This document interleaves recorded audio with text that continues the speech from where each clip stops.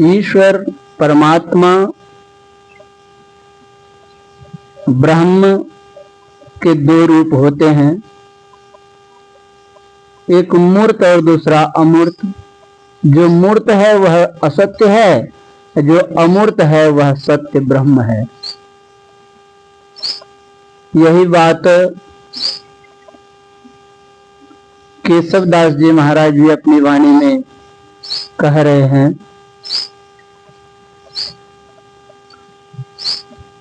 केशवदास जी महाराज जी कहते हैं कि छाया काया ते प्रभु न्यारा।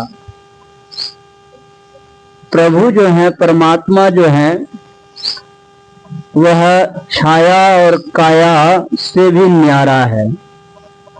वह कैसा है तो कहते हैं वह अगम है, अपार है और वह निरंतर रहने वाला है हमेशा।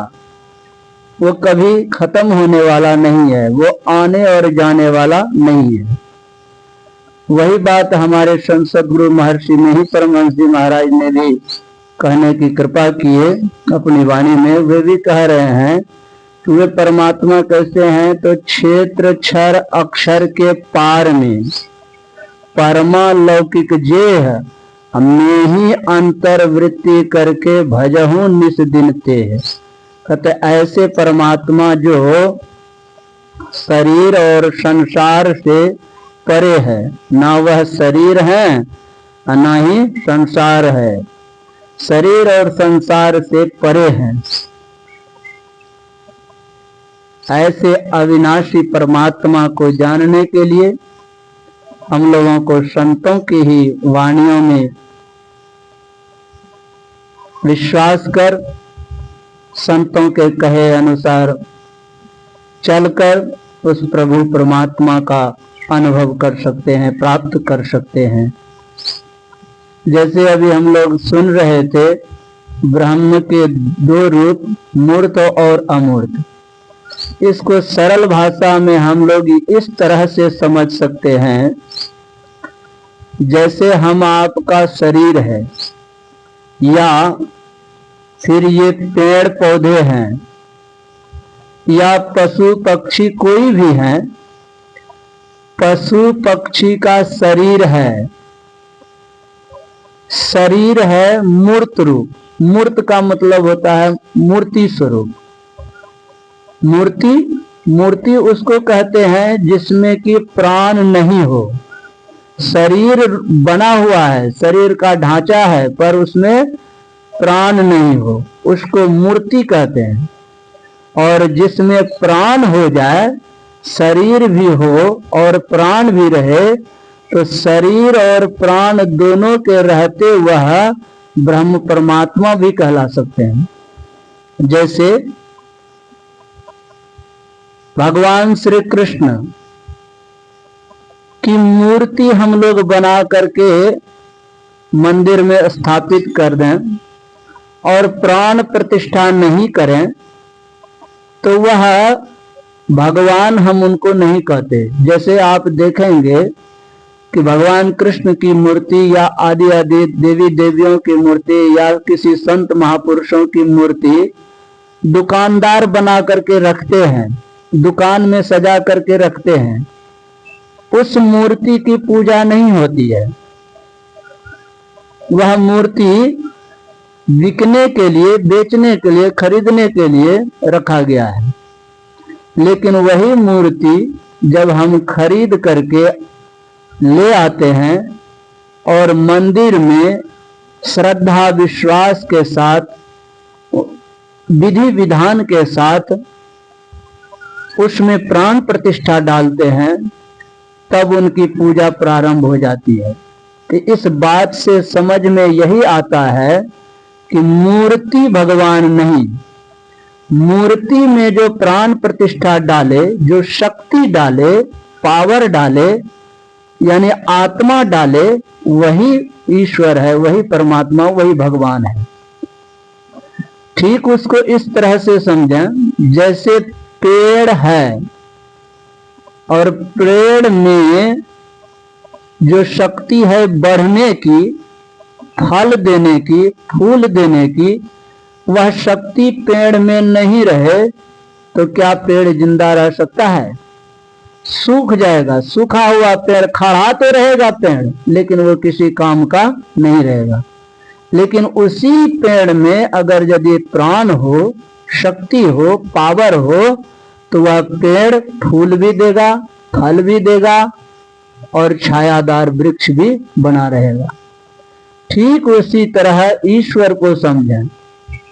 ईश्वर परमात्मा भी जो है वह मूर्त रूप में भी है और अमूर्त रूप में भी है। पहले पहल हम लोग जब छोटे होते हैं, बच्चे होते हैं, तो जानकारी नहीं होती है, माता पिता या समाज के लोग हमको वह ब्रह्म ज्ञान नहीं दिए होते हैं, तो हम लोगों को यह ज्ञान मिला होता है माता पिता या समाज के लोगों से कि जो मंदिर में मूर्ति है या जो कुछ जहाँ कहीं भी प्रतिष्ठित भगवान के मूर्ति हैं, वही ईश्वर है, वही परमात्मा, वही भगवान है।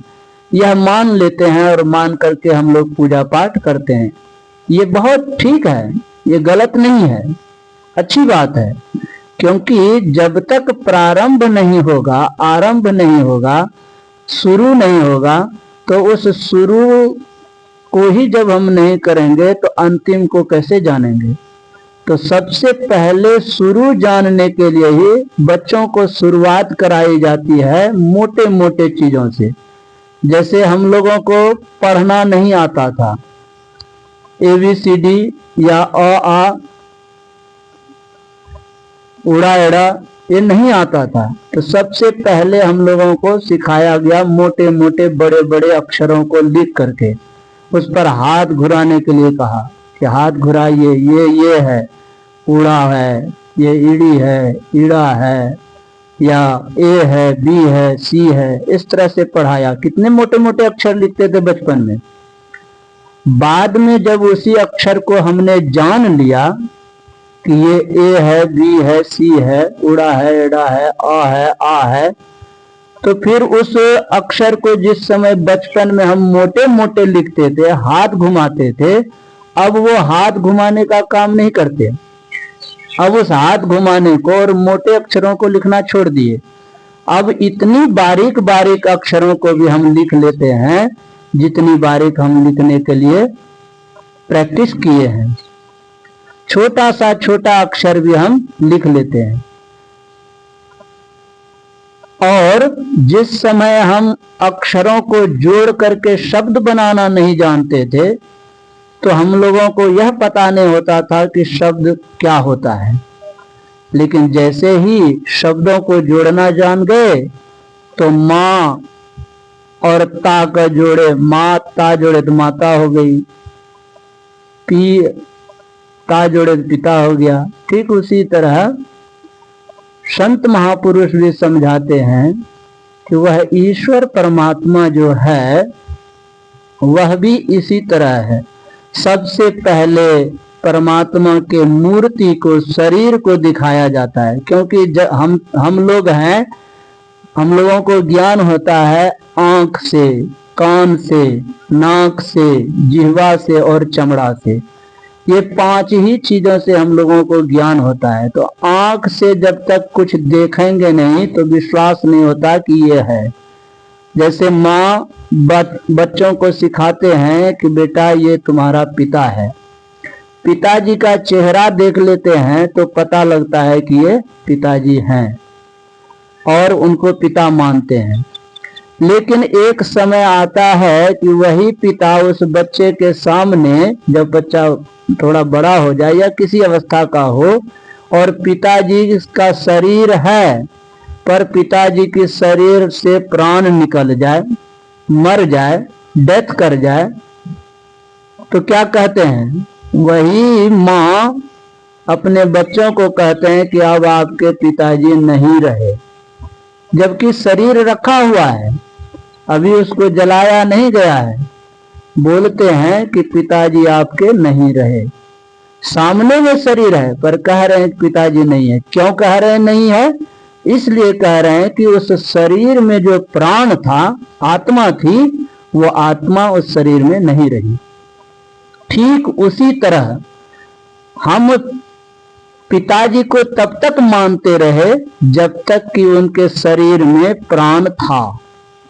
जैसे ही उनके शरीर से प्राण निकल गया, उस शरीर को अब पिताजी हम नहीं कह रहे हैं, मुर्दा कह रहे हैं, और उनको सड़ा देते हैं, जला देते हैं, गाड़ देते हैं, फेंक देते हैं, जैसे भी हो कुछ करते हैं। लेकिन उनकी आत्मा मरी नहीं। उस आत्मा के कल्याण के लिए हम तब श्राद्ध क्रिया भी करते हैं, श्रद्धा से। श्रद्धा से जो काम किया जाए उसको श्राद्ध क्रिया कहते हैं। श्राद्ध क्रिया क्यों कहते हैं? करते हैं इसलिए करते हैं कि हमको विश्वास है, सनातन धर्मी लोगों को विश्वास है कि जीव कभी मरता नहीं है। रामचरितमानस में भी आया है, ईश्वर अंश जीव अविनाशी। वह जीव, वह आत्मा कभी मरती नहीं है, सदा अमर है। शरीर कभी जिंदा रहता नहीं। शरीर वैसे अगर यदि आत्मज्ञानियों का संग करेंगे तो हमेशा हमेशा शरीर मरा हुआ ही है। केवल उस शरीर में जो वह आत्मा मौजूद है, इसीलिए लगता है कि शरीर जिंदा है। नहीं तो आप लोग विचार करके देखिए, अभी हम लोग जगे हुए हैं तो जगे हुए में घर परिवार मकान दुकान सब कुछ दिख रहा है आंखों से, लेकिन जैसे ही सो जाते हैं तब सामने में घर है, मकान है, दुकान है, बेटा है, बेटी है, दिखता है? नहीं दिखता। क्यों नहीं दिखता? इसलिए नहीं दिखता कि आंखों में जो वह शक्ति थी, प्राण था, आत्मा थी, वह आंखों के जगह से हट गई। नींद आ गई। नींद में लोग कहाँ चले जाते हैं? तो 3 अवस्थाएं होती है उस आत्मा को जाने का। पहला तो संपूर्ण शरीर में रहता है, तो संपूर्ण शरीर में रहने के कारण आंखों में भी रहता है। दूसरी बात है, जब वो आंखों से नींद आ जाती है, सो जाते हैं, तो वही जीवात्मा खिसक करके आंखों से संपूर्ण शरीर से खिसक कर कंठ में चली जाती है। कंठ में चले जाने के कारण वह प्राण शक्ति, वह आत्म शक्ति, वह जीवात्मा जब कंठ में रहता है तो वही जीवात्मा स्वप्न देखता है। तो स्वप्न कैसा देखता है? स्वप्न अनेक प्रकार के देखते हैं। स्वप्न में देखी हुई चीजें उनको लगता है कि हकीकत है। यही बात आत्मज्ञान को दिखलाने के लिए एक प्रसंग आया है राजा जनक जी महाराज का। एक बार राजा जनक जी महाराज अपने महल में सोए हुए थे और सोए में वो स्वप्न देखते हैं राजा जनक, माता सीता के पिताजी, कि हम में और एक राजा में लड़ाई हुई है, भीषण युद्ध हुआ है। उस युद्ध में मैं बुरी तरह से हार गया। मेरा राजपाट सब वो राजा जीत लिए और मुझे वो राजा मारे नहीं, जिंदा छोड़ दिए, पर यह कह करके छोड़े कि तुम इस राज्य से बाहर निकल जाओ।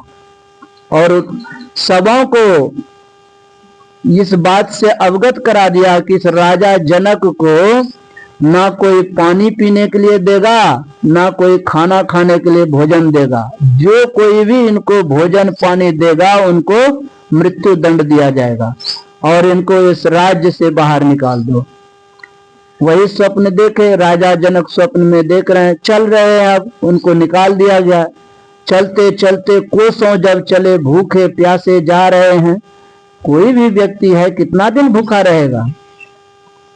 चलते चलते जब उस राज्य को पार किए, जिस राज्य को उन्होंने जीता था, राजा जनक का राज्य, उस राज्य को पार किए तो एक गरीब मोहल्ला में पहुंचे। उस गरीब के मोहल्ले में एक सेठ साहूकार लंगर लगाए हुए थे, भंडारा चल रहा था। तो वह भंडारा लंगर जो है आरंभ हो चुका था थोड़ी देर पहले ही।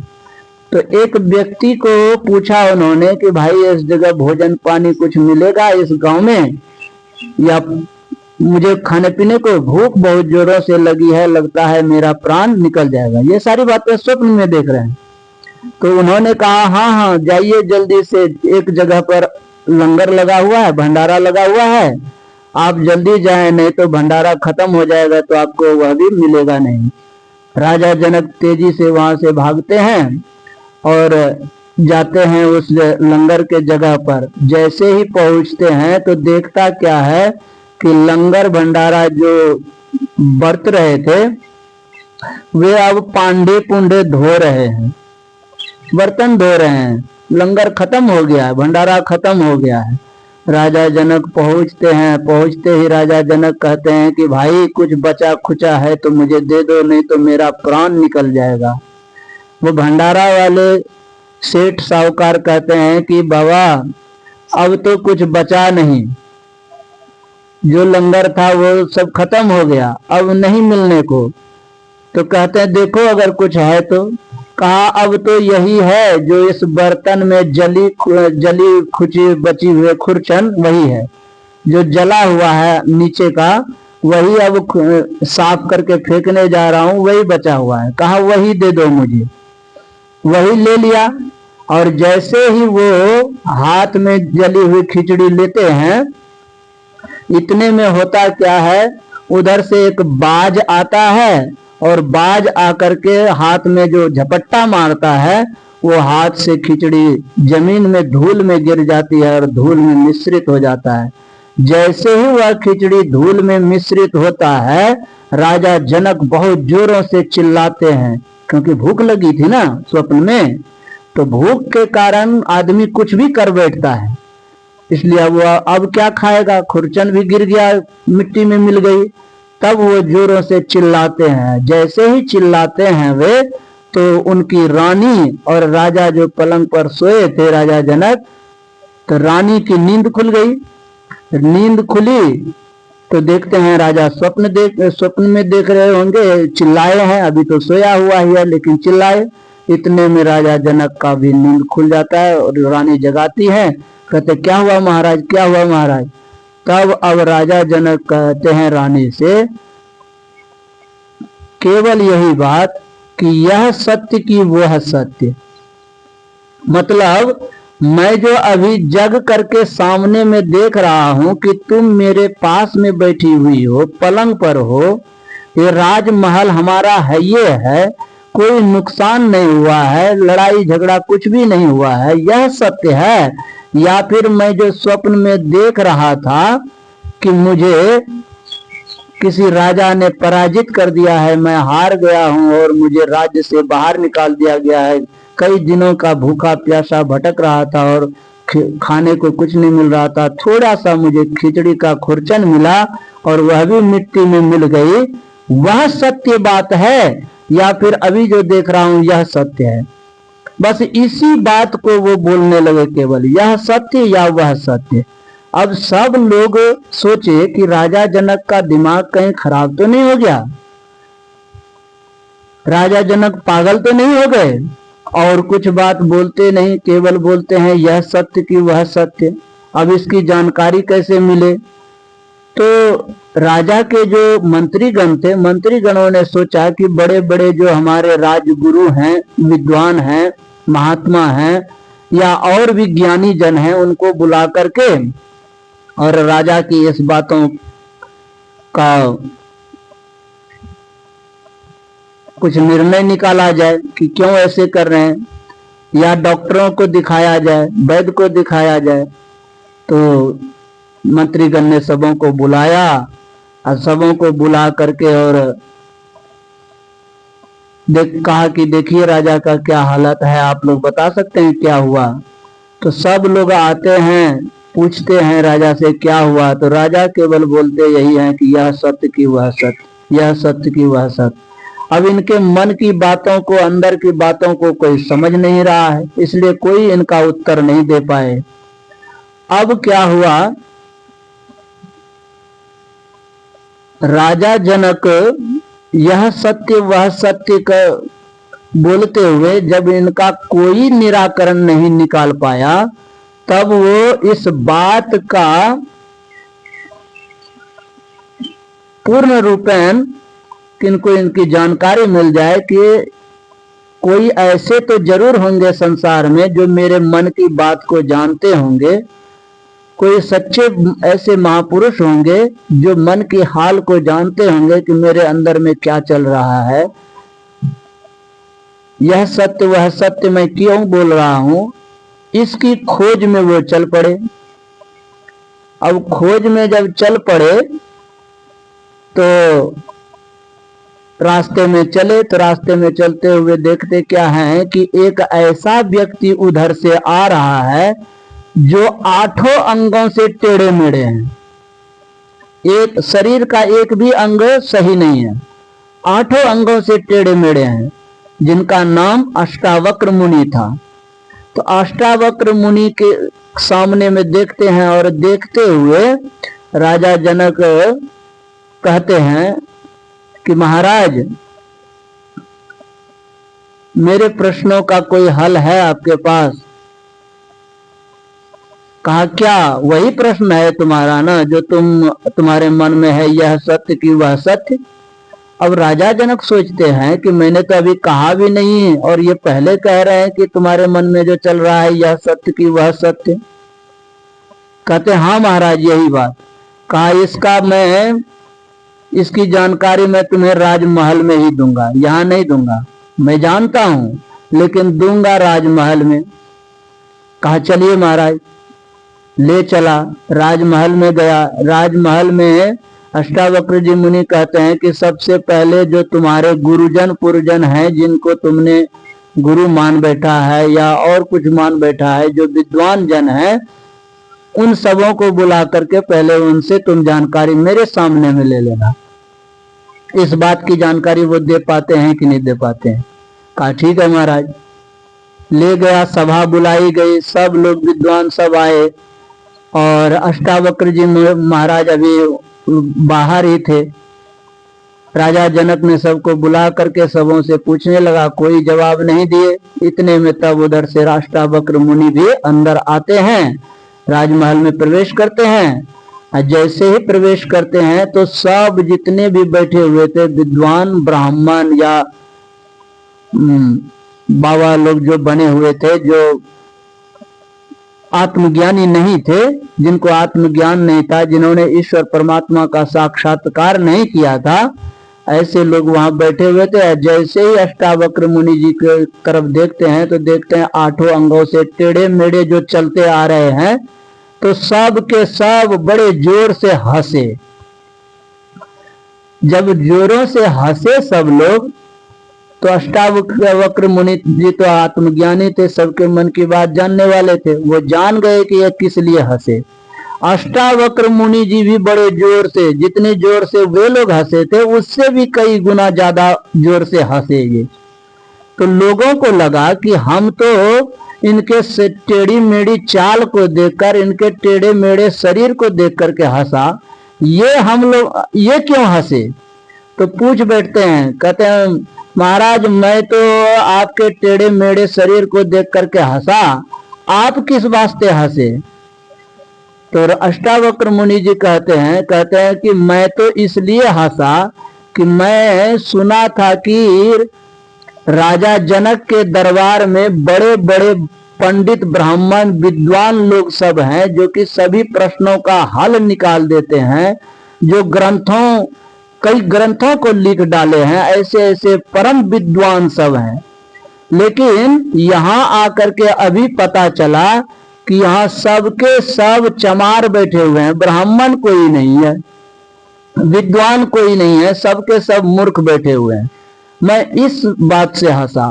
तो सबों ने कहा महाराज ये क्या बोलते हैं आप, हम बहुत बड़े विद्वान हैं, पढ़ लिख करके बहुत बड़ी डिग्रियां हैं, मैंने पीएचडी की है, मैंने इतने ग्रंथों को लिख डाला है।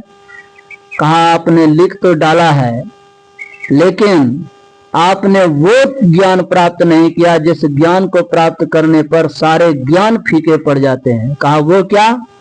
कहा आपने जो अभी पहचान किया मेरे शरीर का पहचान किए ना, मेरा शरीर आप टेढ़ा मेढ़ा देख करके आप हंसे ना। जो आत्मज्ञानी होगा, आत्मज्ञानी शरीर देखता है, आत्मज्ञानी आत्मा देखता है कि आत्मा में वो कैसी आत्मा है, शुद्ध आत्मा है कि दुरात्मा है। आप यह नहीं जान पाए कि मैं दुरात्मा हूं कि शुद्धात्मा हूं, और मेरे शरीर को देख करके आप हंसे। तो जो शरीर का पहचान करता है, शरीर में रहने वाला आत्मा की पहचान जिसको नहीं है, उसको मूर्ख नहीं कहा जाए, चमार नहीं कहा जाए, तो क्या कहा जाए? अरे चमड़े की जो पहचान होती है, गोरा चमड़ा, काला चमड़ा, मोटा चमड़ा, गाय का चमड़ा, बकरे का चमड़ा, ये चमड़े की पहचान कौन करता है? जो चामड़े लोग होते हैं, चमार लोग होते हैं, हरिजन लोग होते हैं, वही करते हैं ना। कहा हाँ महाराज करता तो वही है। तो कहा आप ब्राह्मण हैं, लेकिन आप चमड़ा को देख करके हंसे, तो आप कौन हुए? चमार हुए कि ब्राह्मण? कहा इस बात से तो मैं मानता हूं मैं चमार हुआ। कहा तब? कहा अच्छा छोड़ो बातें, अब तुमको नहीं पता है तो कोई बात नहीं, छोड़ो। अब ये बताओ, राजा जनक का जो ये हाल है, राजा जनक का जो ये प्रश्न है, यह सच की वह सच, इसका क्या निराकरण निकाला, इसका क्या हल निकाला? कहा महाराज हम लोगों को तो कोई समझ में नहीं आ रहा है, लगता है राजा जी का दिमाग हिल गया है, ये पागल हो गए हैं, अब इनका इलाज कराना पड़ेगा। कहा नहीं नहीं, राजा पागल नहीं हुए हैं, राजा को वह प्रश्न आ गया है जिस प्रश्न को जान लेने पर आत्मज्ञानी हो जाएगा। कहा वो क्या है महाराज? कहा राजा जनक से पूछो पहले क्या बोलते हैं। राजा जनक ने कहा कि यह सच वह सच है, इसके विषय में बताइए महाराज। कहा सुनो ध्यान से।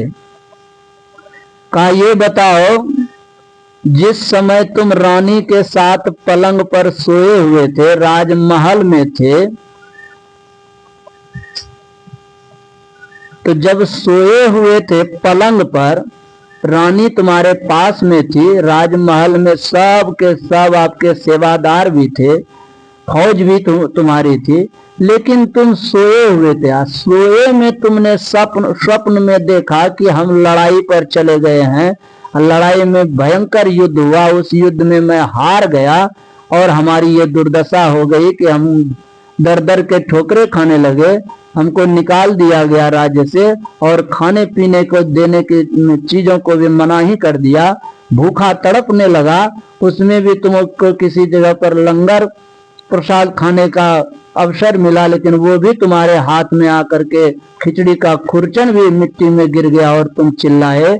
ये बताओ, जिस समय तुम सोए हुए थे उस समय तुम्हारे मन में कभी ये ख्याल आया, तुमने ये देखा कि हमारे बगल में पत्नी सोई हुई है, हमारे पहरेदार सब लगे हुए हैं, ये दिखाई पड़ रहा था? नहीं दिखाई पड़ रहा था। तुमको यही दिखाई पड़ रहा था कि मैं दर दर की ठोकरें खा रहा हूँ, कपड़े फटे हुए हैं, मेरा बुरा हाल है और मैं चल रहा हूँ, चलते चलते थक गया हूँ, ये देख रहे थे ना। तो ये बताओ तुम कि क्या तुम्हारी दशा वो थी? वास्तव में तुम वैसे थे? नहीं, तुम वो स्वप्न देख रहे थे। और अभी जब तुम उस स्वप्न से जगे तो तुमने देखा कि मैं पलंग पर सोया हुआ हूँ, रानी मेरे पास में है, सभी नौकर चाकर सब हैं। तो ये बताओ, जिस समय जगे हुए थे उस समय का हाल स्वप्न में के समय में था? नहीं था। कहा जो जिस समय जगा रहता है, जगे हुए की बात स्वप्न के समय में झूठा हो गया, और जब स्वप्न की बात चल रही थी और जब जग गए, स्वप्न खत्म हो गया, तो स्वप्न की बात जगे हुए में झूठा हो गया। यानी कहने का मतलब कि ना तो जगी हुई बातें सच हैं और ना सोए हुए में जो स्वप्न देख रहा था वो सच है। दोनों में से कोई सच नहीं है। किस लिए? इसलिए कि स्वप्न के समय में भी और जागृत समय में भी, दोनों समय में तुम थे, लेकिन अवस्था चेंज हो जाने के कारण स्वप्न में तुम दुखी हो रहे थे और जगने के बाद तुमको पता चला कि मैं तो राजा का राजा हूं ही, मेरा ना तो मेरी रानी कहीं गई है ना राजमहल कहीं गया है। अवस्था केवल चेंज हुआ। क्या हुआ? वही, जब हम लोग जगे रहते हैं तो संपूर्ण शरीर में हमारा आत्मा रहता है, जिसके कारण हम शरीर को भी देख लेते हैं, पहचान कर लेते हैं और सारे संसार को भी जान पहचान लेते हैं। लेकिन वही जब सो जाते हैं तो ना अपने शरीर का ख्याल रहता है और ना ही संसार में पति पत्नी बेटा बेटी धन दौलत का ख्याल रहता है। तो क्या धन दौलत खत्म हो गया सोने के बाद? पति पत्नी खो गई? नहीं, सब कुछ है, पर अवस्था, समय बदल गया, जगह बदल गई रहने का। जीवात्मा रह रहा था जागृत अवस्था में संपूर्ण शरीर में, इसलिए संपूर्ण संसार का ज्ञान हो रहा था। और जब वही जीवात्मा सिलट करके कंठ में चली गई, तब हम स्वप्न में चले गए। तो अब स्वप्न में व्यक्ति जो देखता है वही उसको सच लगता है। स्वप्न में अगर यदि भिखारी देख रहा है कि मैं राजा हो गया हूं, तो स्वप्न के समय में वह भिखारी भिखारी नहीं रहता, वह राजा ही राजा होता है। और अगर यदि राजा देख रहा है स्वप्न में कि मैं भिखारी हो गया हूं, तो उस समय स्वप्न के समय में राजा राजा नहीं होता, वह भिखारी ही होता है।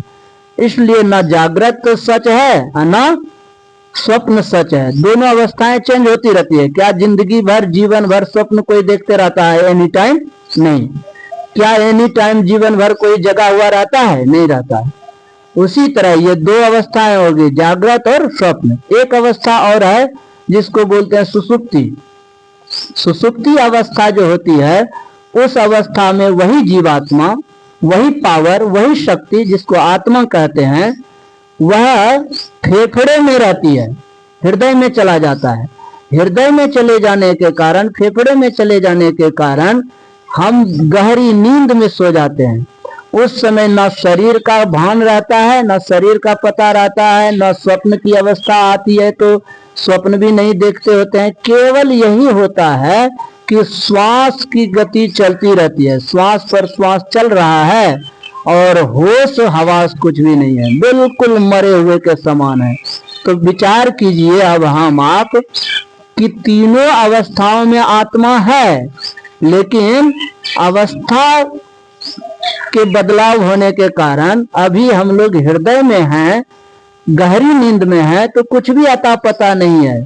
संसार न संसार का, न शरीर का, ना अपना ज्ञान है, ना और किसी चीज का ज्ञान है। लेकिन जैसे ही हृदय से वही जीवात्मा ऊपर उठता है, कंठ में चली आती है, तो हम लोगों को यह पता होने लग जाता है जब स्वप्न देखते हैं। इस बात को इस तरह से देखिए, गहरी नींद में रहेंगे तो चैन रहेगा, सुख रहेगी, शांति रहेगा, क्योंकि उस समय कोई टेंशन नहीं रहता है, दिमाग में कोई बातें नहीं रहती है। लेकिन हृदय से जैसे ही वह जीवात्मा कंठ में आता है तो टेंशन कुछ ना कुछ बढ़ जाता है। क्या होता है? स्वप्न देखता है, अच्छा या बुरा। अच्छा स्वप्न देखता है तो स्वप्न के हालत में, स्वप्न के समय वह खुश होता है, आनंदित होता है, और बुरा स्वप्न देखता है तो डरता है, बेचैन होता है। वही जब कंठ से जीवात्मा ऊपर उठ जाती है, आंखों में चले आते हैं, संपूर्ण शरीर में चले आते हैं, वह जीवात्मा फैल जाती है, तब उसको पता लगने लग जाता है कि अरे ये तो मैं स्वप्न देख रहा था। तब हकीकत उसको दिखने लग जाता है। कौन सा? जो आंखों से दिख रहा है, कानों से सुनाई पड़ रहा है, नाक से जो गंध ले रहे हैं, जिह्वा से जो स्वाद मालूम पड़ रहा है, चमड़े से, त्वचा से जो स्पर्श कर रहे हैं, ये सब का ज्ञान होने लग जाता है। जिह्वा पर अगर स्वप्न की अवस्था में मिश्री डाल दिया जाए और आप स्वप्न में देख रहे हैं कि मैं नीम का पत्ता चबा रहा हूं, तो जिह्वा पर मिश्री रहने पर भी आपको स्वप्न के समय मीठा नहीं लगेगा, नीम का ही स्वाद लगेगा, क्योंकि स्वप्न में आप नीम चबा रहे होते हैं। ठीक इसी तरह पता करना पड़ता है कि और भी जगह कोई है जहां आत्मा रहती है, जहां पर आत्मा रखने पर ये तीनों काम नहीं होता, ये आवागमन नहीं होता, हमेशा एक जैसा रहता है। वह भी कोई जगह है? तो कहा हाँ, एक जगह वह है जिस जगह पर साधना करके, ध्यान करके, सत्संग करके, समझ बूझ करके, गुरु के बताए हुए अनुसार चल करके उस जीवात्मा को वहां पहुंचा लेते हैं, तो सदा आनंद रहता है। तब अवस्थाएं नहीं बदलती है, तब न जागृत होता है, न स्वप्न होता है, न सुसुप्ति होती है, हमेशा वह आत्मवत होता है। उसी को बोलते हैं ब्रह्म ज्ञानी, वही होते हैं आत्मवेत्ता, वही थे अष्टावक्र मुनि, वही है गुरु नानक देव जी महाराज, वही है भगवान श्री रामचंद्र जी महाराज, वही है कृष्णचंद्र जी महाराज, वही है माता दुर्गा देवी। अगर यदि शरीर में दुर्गा माता के शरीर में आत्मा है, तब तो दुर्गा माता का शरीर कामयाब है, काम कर रहा है। अगर यदि शरीर से आत्मा निकल जाए तब तो शरीर नाकाम हो जाएगा, आत्मा सदा रहती है। इसीलिए चाहे देव हो, चाहे दानव हो, चाहे मानव हो, चाहे पेड़ हो, पौधे हो, पशु हो, पक्षी हो, कीट हो, पतंगे हो, कोई भी हो, उसका शरीर कभी शाश्वत नहीं है, वह मिटने वाला है, खत्म होने वाला है। तो जो खत्म हो जाए, मिट जाए, बदल जाए, उसको असत बोलते हैं, झूठ बोलते हैं, छाया बोलते हैं। और जो हमेशा रहे उसी को सत्य बोलते हैं। तो जो सत्य है वही परमात्मा है। सत्य क्या है? आत्मा। तो अपनी आत्मा का अगर यदि पहचान हो जाएगा तो परमात्मा का भी पहचान हो जाएगा।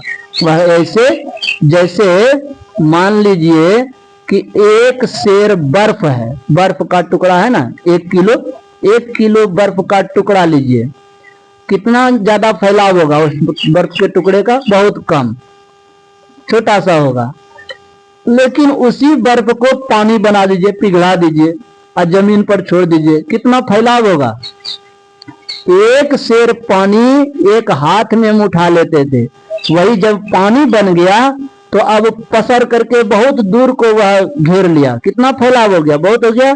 वही पानी अगर यदि वाष्प बना दिया जाए, किसी बर्तन पर चढ़ा दीजिए, आग को जला दीजिए और आग में वह जल करके जब वह वाष्प बन के उड़ेगा बर्फ, तो उसका फैलाव कितना होगा? बहुत होगा, बहुत होगा। ठीक उसी तरह कहते हैं कि स्थूलता में कम पसार होता है, कम जानकारी होती है, और जैसे जैसे सूक्ष्मता में प्रवेश करते हैं तैसे तैसे विशेष जानकारी होती है। तो वह परमात्मा भी जो है स्थूलता में कितना, भगवान श्री राम का अगर यदि स्थूल शरीर रखा जाए मंदिर में तो वह कितना जगह छेकेगा? 3-4 फुट, 5 फुट, 6 फुट? 6 फुट जगह में ही ईश्वर बैठा हुआ है। क्या ईश्वर 6 फुट में ही है? नहीं नहीं, ईश्वर सर्वव्यापी है। तो सर्वव्यापी मतलब वह शरीर सर्वव्यापी है? नहीं, शरीर सर्वव्यापी कदापि नहीं हो सकता। शरीर अगर यदि रहेगा तो इसी ब्रह्मांड के शून्य में रहेगा। तो जब शून्य में है तो शरीर के बाहर भी शून्य है, खाली जगह है, खाली जगह बच ही जाता है। तो जो खाली रह गया इसका मतलब तब वहां भगवान नहीं है। शरीर इतने दूर में है ना, तो शरीर के बाहर तब भगवान नहीं है, ऐसा हो जाएगा? नहीं नहीं, वह आत्मा ही ईश्वर है, परमात्मा है, और वो सबके अंदर है। हम हमारे अंदर है, आपके अंदर है, पेड़ पौधे के अंदर है, सबके अंदर है। वही आत्मा का अगर यदि पहचान हो जाए तब इस संसार में ईर्ष्या, द्वेष, पाखंड, ये जितने भी हैं सब खत्म हो जाएंगे। सबसे प्रेम हो जाएगा, सबसे प्रेम। और प्रेम ही परमात्मा है वास्तव में। ईसा मसीह से पूछिए, ईसा मसीह, भगवान यीशु मसीह जो है वो अपने वाणी में कहते हैं, अंग्रेजी बोलते थे तो वो कहते हैं God is love, love is God, यानी प्रेम ही परमात्मा है, परमात्मा ही प्रेम है। गुरु गोविंद सिंह जी महाराज कहते हैं, उनकी वाणी में सुनिए, वो कहते हैं जिन प्रेम कियो तिन ही प्रभु पायो। जिसने प्रेम किया, किससे? उस आत्मा से। आत्मा जिसमें है, जो उससे प्रेम करता है, वास्तव में वही ईश्वर का भजन करता है, वही ईश्वर का सुमिरन करता है, वही ईश्वर को जानता है। तो जो सर्वव्यापी ईश्वर को जानेगा तो उसको जानने के लिए आत्मा की पहचान करनी पड़ती है। जब तक आत्म दर्शन नहीं होगा तब तक परमात्मा का दर्शन नहीं होगा, और जब तक परमात्मा का दर्शन नहीं होगा तब तक मन के अंदर का जो संशय है कि ये भगवान है कि नहीं है, ये भगवान है कि ये दुष्ट है, ये बातें चलती रहेगी, द्वैतता बनी रहेगी। इसलिए आत्म दर्शन करने के लिए सत्संग करना होता है, संतों के शरण में जाना होता है, और उन्हीं संतों में से कोई एक संत जो सुचे हो, जो झूठ नहीं बोलते हो, चोरी नहीं करते हो, नशा, हिंसा, व्यभिचार, ये 5 पाप नहीं करते हो,